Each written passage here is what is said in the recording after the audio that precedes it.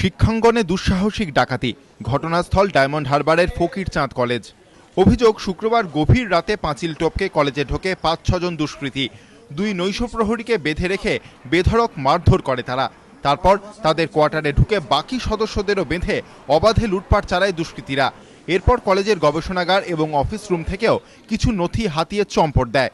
নৈশ প্রহরীদের অভিযোগ, তাদের আবাসন থেকে সোনার গয়না ও নগদ টাকাও লুট করেছে দুষ্কৃতীরা। কলেজের বহু নথি খোয়া গিয়েছে বলেও অভিযোগ। যদি কেউ না তথ্য না দেয় তাহলে এরকমভাবে ঘটা সম্ভব নয়।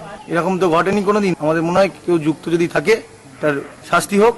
অ্যাপ্রক্স 2.5 থেকে 3 লাখ টাকা সেটা পুলিশ ইনভেস্টিগেশনে এসেছিল। যেগুলো খোয়া গিয়েছে সেগুলো পুলিশকে আমি ডিটেলস জানিয়েছি যে এগুলো খোয়া গিয়েছে। আমার ঘরেতে ঢুকেছিল প্রায় 6 জন।